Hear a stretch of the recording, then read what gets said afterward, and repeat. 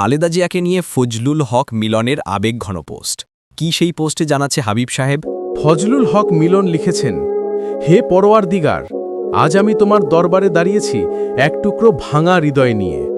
আমার কণ্ঠ কেঁপে উঠছে, চোখ দুটি ঝাপসা হয়ে আসছে, কারণ যার জন্য প্রার্থনা করছি তিনি শুধু একজন নেত্রী নন, তিনি এই জাতির এক মমতাময়ী আলোর নাম, আমাদের প্রিয় বেগম খালেদা জিয়া। হে আল্লাহ, তোমার অশেষ দয়ায়, তোমার অসীম রহমতে আমরা বেঁচে আছি। তোমার করুণা না হলে মানুষের কোনো শক্তি নেই, কোনো আশ্রয় নেই। আজ আমি ফজলুল হক মিলন সম্পূর্ণ অসহায় এক মিনতি নিয়ে তোমার সামনে হাত তুলেছি।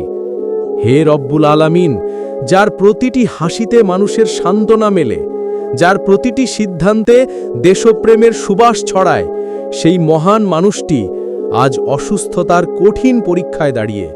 হে আল্লাহ, তার কষ্ট তুমি নিজের রহমতে দূর করে দাও।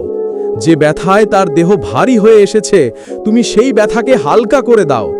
যে দুশ্চিন্তায় তার রাতের ঘুম বিসর্জন হয়েছে, তুমি সেখানে শান্তির ছায়া নামিয়ে দাও। হে দয়াময়, আমরা মানুষ, আমাদের ভালোবাসা সীমিত, আমাদের শক্তি সীমাবদ্ধ, কিন্তু তোমার শক্তি অসীম, তোমার দয়া সীমাহীন।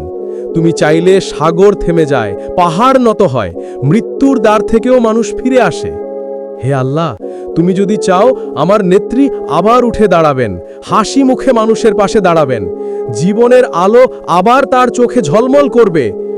হে রহমান, তোমার এক ফোঁটা রহমত তার জীবনে নেমে এলে আমাদের অশ্রু থেমে যাবে, আমাদের হৃদয়ে শান্তিতে ভরে উঠবে। তার সুস্থতার প্রতিটি নিঃশ্বাসের জন্য আমরা অপেক্ষা করছি, তোমার দিকে চেয়ে, তোমার কাছে ভরসা রেখে। হে আল্লাহ, তুমি তার দেহে আরোগ্য দান করো, মনে শান্তি দাও, প্রাণে শক্তি দাও। তার চারপাশে শুভ মানুষের দোয়া, ভালোবাসা ও সুরক্ষা ঢেলে দাও।